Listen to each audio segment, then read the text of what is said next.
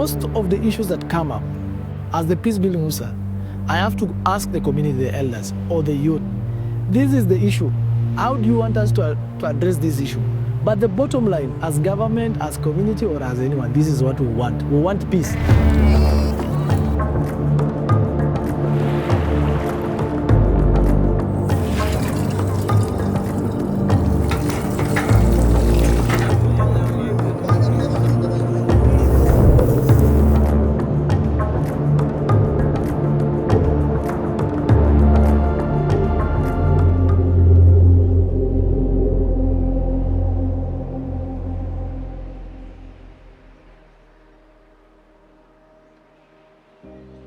As we started this project, we identified water-related conflicts within the region, and some of the challenges, of course, has been the water governance issues, as well as significant conflicts within the Lake Turkana fishing communities as they access fish within the lake, as well as conflicts between pastoralists. Much of our conflicts are on land and water also. And that is where Marsabit now comes in. And parts of Samburu, on the side of the international boundaries, Kenya and Ethiopia, we share the water. So we have water-related conflicts and land-related conflicts. Ulikuwa zamani makao mzuri na siku hizi imekuwa na makao mbaya. Bahari ndio inatoka. Sasa imesangacha miti yote huko katikati ya bahari, imekosa mahali ya kuweka hata neti. Kitu ile saa hii wanaleta tena shida ni bahari. Pile imekujia sasa ndio hii imekuwa karibu. Na saa yote nitamiaza hii nyumba. Sisi wakati mwingine ndio ilikuwa imefurukana na watu ya ng'ambo. Kama Wachangila, kama ni Borona.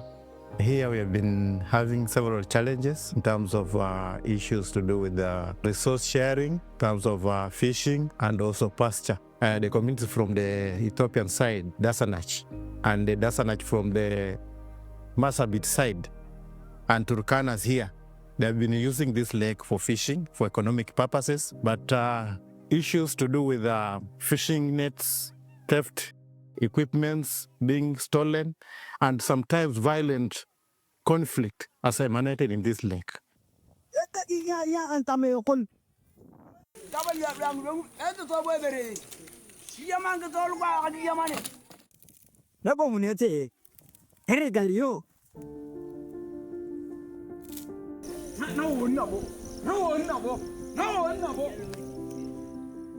We have had 3 impactful approaches around our water peace and security work. One is our dialogue processes at the local level, where we've supported communities from Nyanga, Tom, Turkana, and Toposa, which all those 3 communities live along the border of Kibish sub-county. And there's a river that the communities are using. They've demonstrated how they use the rotational grazing agreement as well as rotational agreement on accessing the water. This has demonstrated that water has been used as a peace dividend. Nilipoanza kupata amani na wenzetu kwa sababu tunaongea lugha moja. Hii laga ndio source ya maji. Hii laga ndio inatusaidia mifugo yote ya Turkana na Nyanga Top. Na pia amani imesaidia mambo ya biashara.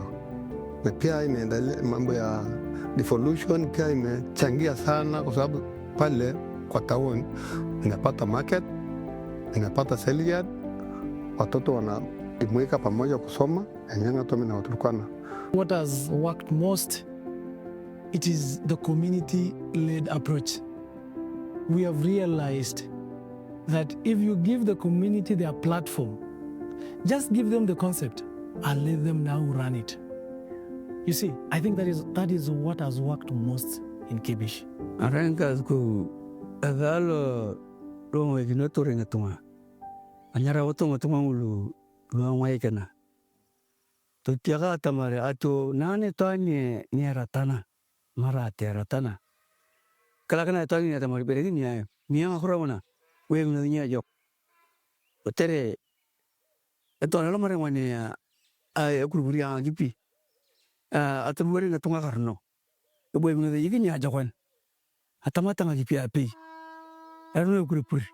Raunia the wada lubera kari ne pontang akaber dana nya atom na guana kino to na kok na ngata ngona to anga ber kuteme na ngol na kuring bareng kemadi ngai kipi aya na wa dia nyata martale mtai tarte bojo gitu bojo nya ada ngai ne kesanga bi ata matar bojo na ngol ber bojo ya kan so wada ngaber kecanga ken ko tereng de ko dulu ko ta abe ni che na gir to gore to bori atar bo wada ki nya kecanga na to markane beri ne kin ne ke bo ko sabu am to wada ko tere beser la pangan.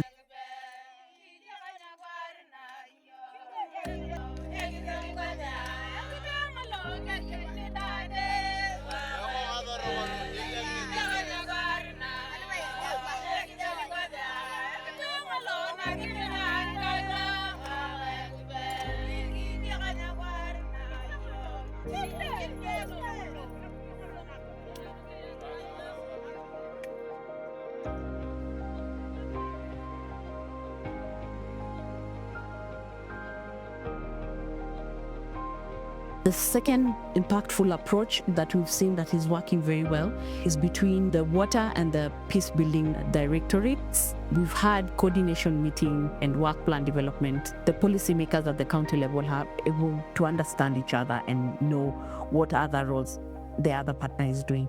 I have witnessed animals being recovered from country A and returned to country B. And there is that exchange. And when these animals are returned, there is peace and there is relative calm. This is one thing that I've witnessed. Most of the issues that come up, as the peace building officer, I have to ask the community, the elders or the youth, this is the issue. How do you want us to address this issue? But the bottom line, as government, as community, or as anyone, this is what we want. We want peace. There is stolen livestock. There is maybe somebody has killed someone. As a government or as a community, this is what we want. Elders, what do you want? They will go and sit down, agree, discuss with their colleagues, take long time, use reference to their ancestors, to their old elders, former chiefs, former great elders of this community, of the Kwatela, of the Nyangatom. So when they do reference to such a things, they are able to come with a solution. And the solution they give us, we agree with it. We've also had the Peace Caravan initiated by our leaders, and African Union has come in, East African Community Secretariat has come in, GIZ has come in, and many other small partners that work in this country. We have walked from Moroto, Uganda, into Kenya in Lokichogyo, then we went to Narus in southern Sudan. The reason is, it is believed, the border that separates the country A and country B is seen as one of the triggers of conflict. And we've had engagements where we've told people these borders are only supposed to be bridges and they shouldn't be barriers for our people. And the message has gone to the people, and I do believe going forward, partners and many more others will support the idea of entering into resource sharing agreements. This is something that will help us in sharing of the resources, be it water and grass, and even taking advantage of infrastructure that will be there so that we can do our business. The policymakers have been able to use and understand how important it is to draw the two relationships between the water-related conflicts and as well as the conflict mapping. And this has also helped in terms of planning at the county level. In summary, the intersection of water and conflict is complex, but through dialogue, collaborative approaches, and data-driven approach, we can effectively mitigate conflicts.